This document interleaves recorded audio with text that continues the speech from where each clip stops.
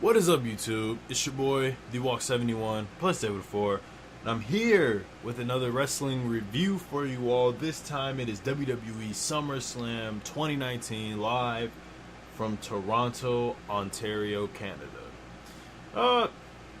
If you want my thoughts about the show overall, I thought the show was okay. There was certain things in the show that I enjoyed, but for the most part, I just feel like a lot of the stuff was dull. There's a lot of matches I just did not. I felt like weren't interesting to me enough. Especially the AJ and Ricochet match. I did not like that match at all. I had a nice ending, but I just didn't like the match as a whole. But we're gonna get into the entire review, and I'll get to the matches that I have a gripe with and whatnot. So we gotta start with the pre-show. The first match on the pre-show was the Cruiserweight Championship match. We had Oney Lorcan versus Drew Gulak. Most part, I was kind of paying attention, so I can't really tell you everything that happened. I remember there was one part where both men were just chopping, striking, and uppercutting each other. Pretty much the end of the match was Oney Lorcan getting punched in the Adam's apple, and then Drew Gulak hitting the Cyclone Crash for the pinfall and retain. Let's see, anything else? After that, we got another pre-show match. Buddy Murphy versus Apollo Crews. This match was actually really entertaining at one point. I actually was like laying on my bed, but I didn't have my headphones on to listen to it, but I was just watching it. I was like, oh, they kind of turning up. And eventually, they had a little match. They're doing strikes, and then Buddy Murphy goes for the tope con hilo to the outside, and then Eric Rollins attacks him and power bombs him into the ring post. And I guess that's what Buddy Murphy gets for snitching, because if you're not aware, there's a whole storyline with Roman Reigns getting attacked with a forklift, which eventually led to him almost getting hit by a car. Buddy Murphy just so happened to be there, and then Buddy Murphy snitched on Rowan. So I can't really feel bad for what happened to Buddy Murphy, because snitches get stitches, so it is what it is. I guess you could say Buddy Murphy won by DQ. Next match we got on the pre-show. I gotta mention this. There was a segment with Elias. He does his regular segment, singing segment, talks crap about the city, says he was going to LA like his buddy Kawhi. I thought that was pretty funny. And then Edge comes out, huge ovation. And then Edge does something I didn't think he was ever gonna do. Again, he spears Elias. He hits Elias with a spear, gets a crazy reaction, and then we move on to the next match. I thought that was pretty cool. I had to mention it. The WWE Women's Tag Team title match, the Iconics versus Alexa Bliss. Alexa Bliss and Nikki Cross. I'm going to keep it real with you. The most interesting thing about this match was Alexa Bliss in the Buzz Lightyear attire. Other than that, I didn't even pay attention to this match. I caught the end, and it was Alexa Bliss punching Peyton Royce in the face and hitting the Twisted Bliss and retain, whatever. We open up the show with the Raw Women's title match, Natalya versus Becky Lynch in a submission match, and I actually thought this match was really good. Actually, I liked it. What they did in this match. If they gave that match like 5 more minutes, it probably would have been my match of the night. So basically, both women teeing up on each other. We eventually get to a point where Becky works on Natalya's arm and Natalya works on Becky's leg, which makes no sense because the sharpshooter is supposed to injure the back and not the leg, but it is what it is. I said the coolest part of this match was actually Natalya putting Becky Lynch in a sharpshooter on the second rope. I thought that was actually pretty innovative and cool. Another part of the match was Natalya doing the disarmor on Becky Lynch and actually doing it better than Becky Lynch herself. Becky Lynch doing a sharpshooter before Natalya got out of it. We get to the ending of the match, and it basically just consisted of Becky Lynch applying the disarmor after Natalya tried to reposition for the sharpshooter, and eventually Becky Lynch just reversed it into a disarmor, and then eventually Natalya tapped out. Good, interesting match. If they would have gave him a couple more minutes, I think the match would have been way better. But it was still a good match. The next match we ended up getting was the most unintentional, hilarious match. Goldberg and Dolph Ziggler. This match wasn't even supposed to be. I believe it was supposed to be Dolph Ziggler and The Miz, but I guess that was a red herring to set up for Dolph Ziggler versus Goldberg, because Goldberg really needs to redeem himself after what he did at Super Showdown. Oh my God. Uh, Honestly, I was gonna go into this review shitting on Goldberg. I really do, because I'm not a big fan of Goldberg. I don't like what the reason I'm not a fan of Goldberg is because they're still using him to take out younger talent. Like, I still don't forgive him for what he did to Kevin Owens at Fastlane. I will never forgive. That is the unforgivable. I would never forgive him for that. But this match was, I was in tears laughing at this match, and the reason why, the match starts. Dolph Ziggler hits a super kick. Goldberg kicks out at 1. Hits another super kick. Goldberg kicks out at 2. Dolph Ziggler tries to go for another super kick. Goldberg spears Dolph Ziggler. Hits the jackhammer. He actually didn't drop Dolph Ziggler. He hits the jackhammer. Wins the match. Whatever. After that, Dolph Ziggler is laying on the ground. Basically called Goldberg out. And Goldberg hits another spear, and Dolph Ziggler just sells it. Every time he gets hit with a spear, he sells it even better. But it was the part where Goldberg came back out. They dropped this man's music. He came back out, hits Ziggler with the spear, and my man Ziggler sold it amazing. He gets hit with the spear, does a flip, stands up, and flips again. I lost it. I completely lost it after that. After that, we get a backstage segment. I have to mention this because everything is so wrong with this segment, but it was funny. New Day comes out. We got Xavier Woods looking like Stevie Wonder with the braids he had and the glasses.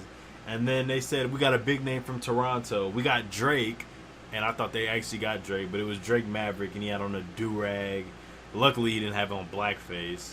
And it was basically him trying to rap, but he said that they would tell him where R-Truth was, but they didn't. It is what it is. After that, oh man, we got the WWE United States Championship match. Ricochet versus AJ Styles, the U.S. champion. AJ Styles coming out with the club. We got Ricochet coming out dressed as Nightwing. That was actually pretty cool. I thought that was really dope. And then he actually like wrestled in the full-on suit. It was kind of weird, but it is what it is. My gripe with this match is that you have AJ and Ricochet, two men that are known for being kind of like high flyers, more Ricochet than AJ, and you took a match with AJ, the match that's supposed to be really fast paced, and you slowed it down by having AJ work on Ricochet's leg throughout the match. So you grounded Ricochet, so he wasn't able to do all of his amazing high flying stuff.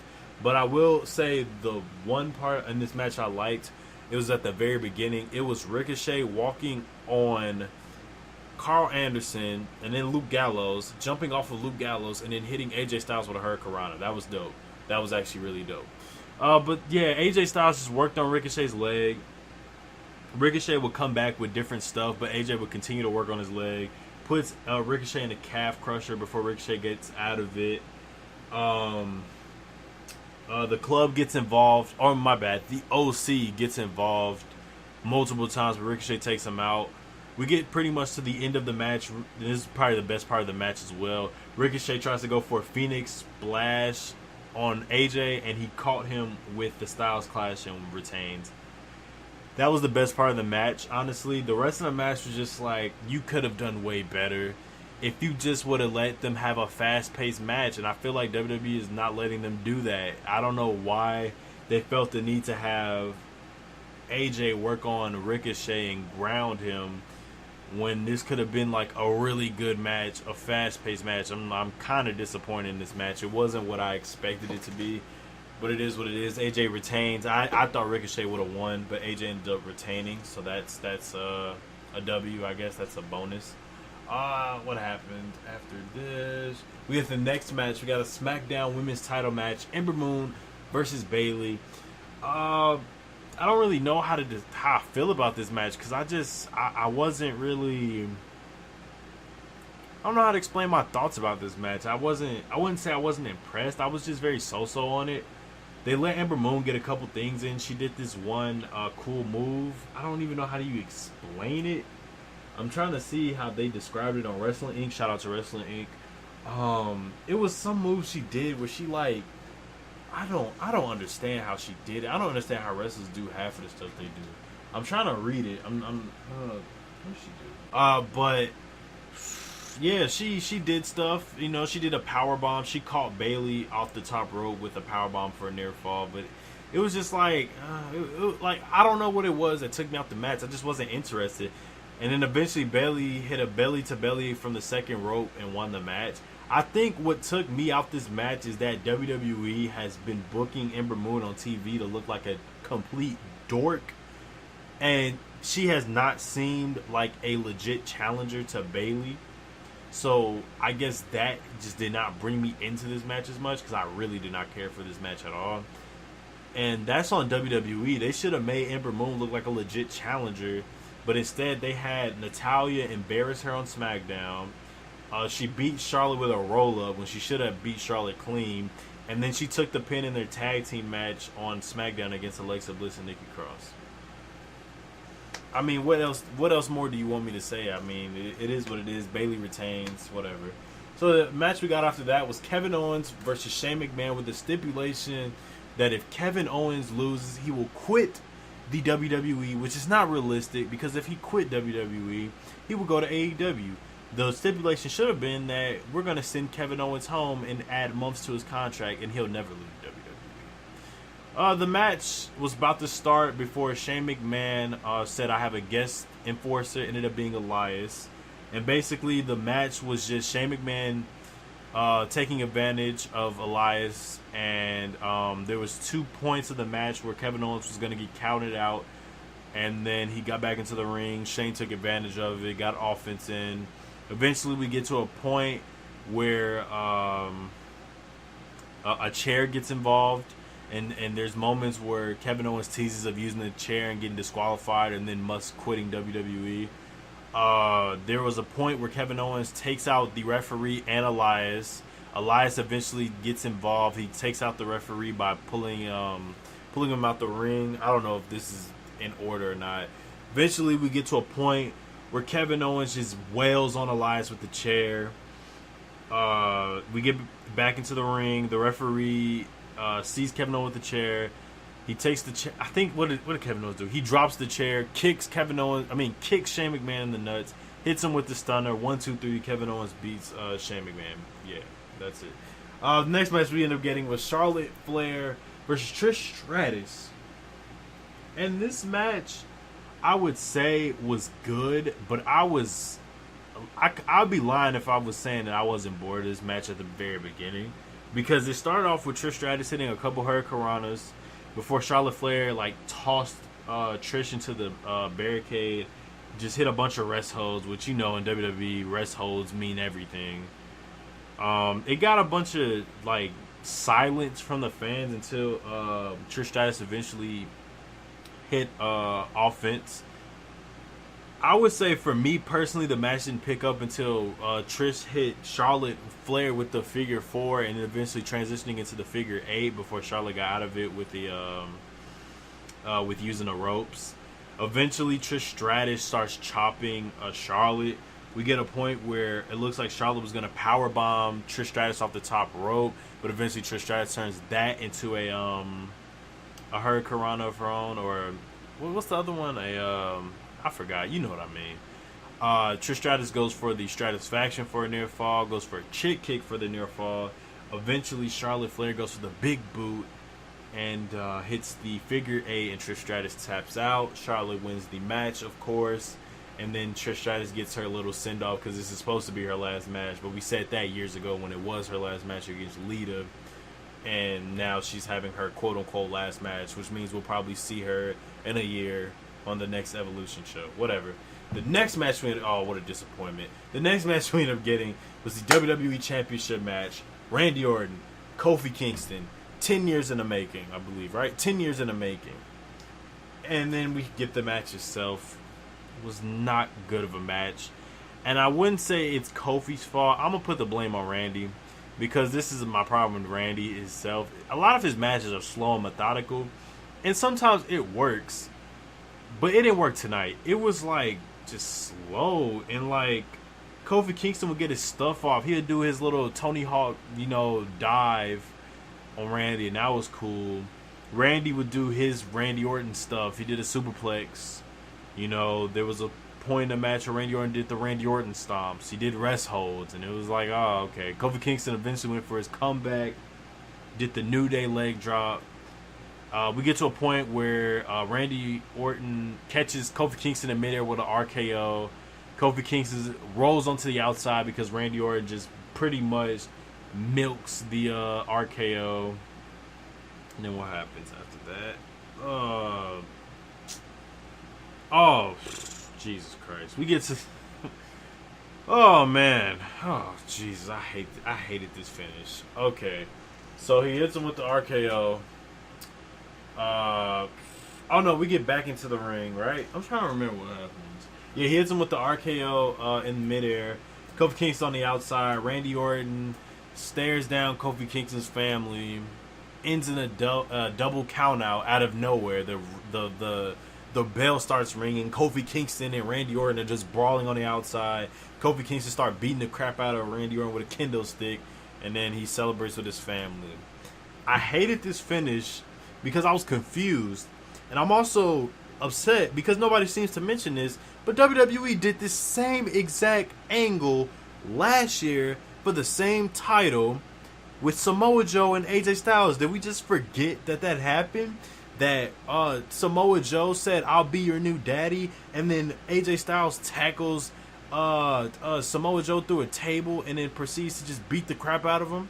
We're just going to ignore the fact that they did the exact same angle. We're just going to act like that never happened. As a result, the fans chanted bullshit and they booed Kofi Kingston out the building. WWE, way to get your face champion over, but to get him booed because you have stupid booking and tend to just recycle the same shit you did last year. Like, fam, you cannot do that. Like, you literally did this last year for the same title at the same pay-per-view last year, the same angle. Bro, come on, son. What is he gonna do next? He's gonna show up at Kofi Kingston's house and terrorize his family? Anyways, that was disappointing. But I'm gonna tell you what wasn't disappointing. We got The Fiend, Bray Wyatt versus Finn Balor. Finn Balor comes out in all white. Who cares? Then Bray Wyatt's new entrance. His new entrance is amazing. We get the Firefly Funhouse entrance, and then it slows down. We get on the screen, "Let Me In." And then we get a heavy metal rendition of Bray Wyatt's old theme song with the Fiend gimmick. But Bray Wyatt comes out with the lantern. But the lantern is his face. I'm going to probably put the picture so you can see it yourself. Hopefully I don't get blocked for it. But the lantern is his face. It's his old face, like Bray Wyatt with the long beard and the dreadlocks. And I was just in total shock. He had the Bray Wyatt's face, his own face, on the lantern. I can't get over that. Like, I'm gonna have nightmares about that. Then we get to the match itself. Oh my gosh, that was such a great entrance. And Bray Wyatt just just goes in the match and just murders Finn Balor. Destroys him, snaps his neck even. Finn Balor got a few moves in before Bray Wyatt just catches him out of nowhere with the mandible claw and just kills him.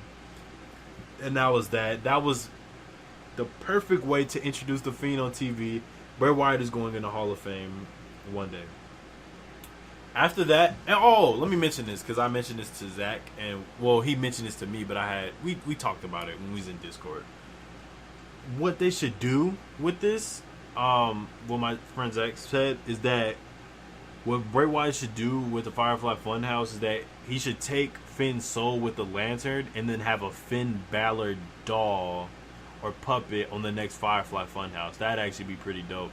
What I was thinking and what I had mentioned is that since the lantern was Bray Wyatt's face, why don't the lantern next time the Fiend shows up is Finn Balor's face? That might be a little scary. But hey, it is what it is. I mean, if you're going to go all the way with this character, we going all the way. You know what I'm saying? So yeah, I actually enjoyed it. This is the first time I'm actually excited for something in WWE. That's a first in a minute. Anyways, we get to the main event of the show. A WrestleMania rematch. Seth Rollins versus Brock Lesnar for the Universal title. I hate to say I enjoyed this match. And that should not be something I should say in WWE. That I am scared to say I enjoyed a match. Like, what? Like, this match actually was fun. Like, I enjoyed this match. You know, it started off with a typical, you know, suplex from Bork. Eventually, he did one suplex to Seth, and then Seth somehow managed to turn into a curb stomp for a near fall. Then eventually, Brock started working on the ribs again because, you know, he messed Seth up on Raw a couple weeks ago. He actually carried Seth by the wrist tape and started, like, throwing him around. That was pretty fun. Then eventually he yelled his closing time bitch before he started suplexing Seth. What else happened? He just kept wilding on Seth. Hit an F5 for a near fall. Then eventually Seth Rollins gets what's the word? Offense in. Hits a diving knee. I haven't seen him do that in a long time. Eventually he tries to go for a setup for multiple suicide dives on Brock. Eventually Brock catches him, tosses him into the ring post. That was pretty cool. Eventually we get to a point in the match where Seth hits a frog splash from the outside through the table onto Brock. I thought that was pretty dope. Then we get to the ending of the match. You know, Seth Rollins hits a curb stomp on Brock. Brock kicks out. And then Brock he catches Seth Rollins in an F5. Seth Rollins gets out of it, super kicks Brock, and hits him with the third curb stomp. 1, 2, 3. We have a brand new Universal Champion. Once again, it is Seth Rollins. Pyro goes off. And I forgot to mention that SummerSlam started off with Pyro. That is insane. Now, IWC is going to go nuts because now this is the greatest SummerSlam of all time because we have Pyro. Because Pyro is the reason WWE is failing. Seth Rollins retains, gets a Pyro celebration. Not retains, he wins the title. Yada, yada, yada. Hopefully this leads to a better title reign for Seth Rollins because, boy, oh my God, WWE and Kobe Lopez made me hate Seth Rollins. And I knew that Seth Rollins never had a character, but he really got exposed because his matches was not carrying him at all. Those matches he had with Baron Corbin was not it, Chief. But anyways, SummerSlam was an okay show. If you take out the Universal title match and the Bray Wyatt stuff, you get an average WWE show. So take that for what you will. Like, comment, favorite, subscribe. This is Drew to support me on all my social media links down in the description below. Anyway, guys, I'm out. Peace.